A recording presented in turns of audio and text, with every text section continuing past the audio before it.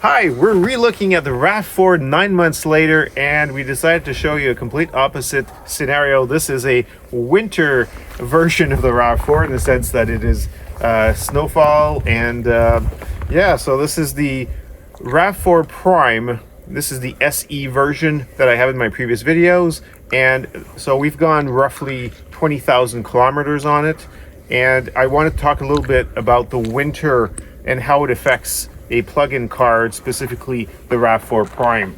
So first off, in the summer, just so you know, I've been driving it around both city and highway, and in the summer we could get a range between 70 and 80 kilometers. And as soon as you hit this type of temperature, and I'll show you the gauges of what I see inside now, when I start the car, I no longer see 65, 68, 70, 73, 75 kilometers as a range that it suggests. I'm now seeing more 55, 60. In the winter, one of the things that I did brush up on this early on, but I had not experienced it, when it gets cold, there is a thermal pump in here basically which provides heating under electric conditions. These electric conditions work to a certain degree, meaning that when it drops below roughly -10, it becomes less and less efficient the colder it gets. What that means is if you really want to get some heat in the car, you need to put it to gasoline mode, basically turn on the traditional engine, and then of course you can get heat all you want. So for those of you who understood from my previous video there was no heating or something was wrong with it, that is not the case. It is just the way it's designed. So in electric mode only, you are sacrificing range as soon as you are in electric mode only and you put on the heat, or of course in the summer with the air conditioning you'll have the same problem. So if it shows me, for example, I tried it earlier, it showed me 60 kilometers of range, and the second that I put on the heating, as soon as I did that, you get the little image, the little icon of a spinning ventilation, a little fan, and it dropped to, I think it was 57. And so as you're driving, you're losing 3-4 kilometers easily just by having the heating. So what I traditionally do anyways is, for optimization, when I leave and I'm in low speeds, I try to keep it in all electric. As soon as I get to the highway, so if you're going to go 60 miles per hour, 100 kilometers per hour or more, then I make sure that I'm just using the HV. So basically you use the gasoline engine at that point. And of course, if it's in the winter, especially if I'm just taking off and I'm close to somewhere where it's fast, I will turn on the gasoline engine right away, get some heat going. The other thing that I checked earlier driving here, it's covering up fairly quickly. Of course, we'll clean this up and show you what it still looks like. It's not very old, so it's held up very well, and there's no dings, no missing paint, no nothing on here. The heating was sufficient. At first, the back window, so basically here, was fogged up. It did clear off. Of course, we did use full heat, both partial electric, partial with the gasoline engine. So the range is reduced electric, obviously. Based on that, though, we still have a decent range overall with the car. From a gas consumption, obviously when it's warm, we also get much better gas mileage than we do in the winter. So whereas before I could get 5.5, now I'm 5.5, 6.5, so 6.5 liters per 100 kilometers.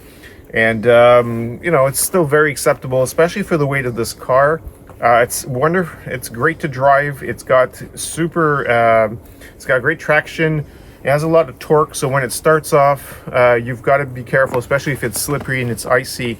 It will compensate, but be mindful that it does just go. It's, especially with the electric mode, it gives you that power right off the bat. So it is 302 horsepower, so it moves. You put it in sports mode, and that thing will accelerate very, very decently, and you should be impressed by it.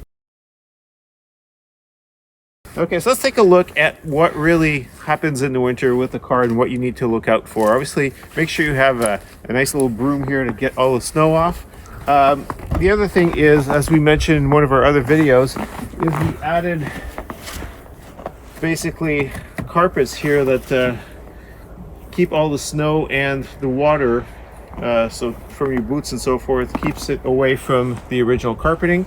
That's one thing. As you can tell, the snow goes right in there, so it does handle it pretty well though. The other thing is the actual charging port. The challenge is, so you'll see, this is not airtight. So you see the snow is getting in, and if you're charging it, there's a lot of reports of people that this will freeze, or it just doesn't do very well in the very low temperatures. And so what I can recommend, or what some people are using, is basically they're adding a type of a rubber membrane here that will keep the snow from going into the inner parts here. So this car actually gets charged in a garage, heated garage, so it doesn't traditionally or usually have that problem. That's why I'm not too concerned about it for my car, but that's about it. The rest, the snow is pretty easy to take off. There's no real worries, no real problems about it. The wheel well is high enough on these that it really has no problem. Of course, keep in mind that this is the SE and it has smaller wheels, which my understanding is if you have smaller wheels on these, you get better traction in winter. Check with an expert for tires on that. They will recommend what they need. Okay, one of the things that is to be noted about the steering wheel is it is heated, but it only heats from here to here. So basically only this section here on both sides heats up. So if you're used to holding it very high up, it's not going to be very useful to you. So this is the same as the Lexus. We also have an RX and it is the same thing. So usually I do hold it like this, so I'm comfortable having my hands basically where they're supposed to be, I guess. But I know that some of you may hold it on top or on the bottom. So in this case, the heated steering wheel is not going to be super useful. Part of the other winter package are the heated seats. Those work very well, and those are located here in the center console on the sides. And of course, if you're going through a winter snowstorm like I'm right now, then you would want to have the front defrost and the rear defrost. And of course you can select your temperature with the gauges. There's a sync here that will sync both sides so that you can control everything through a single temperature, namely the driver's side or the left side. Okay, the other thing that you can note is the car does detect when the roads are bad or icy, and you'll see here on the very bottom there's a little road with a little snowflake or an X on it, meaning that the roads are potentially icy. And this look, we went through some heavy snow, and I mean, if I try to make it slip, as you can tell, it compensates pretty well. And there's very little slippage.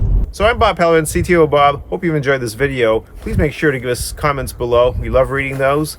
And of course, visit us at www.ctobob.com. We'll see you in the next video. Thanks for watching.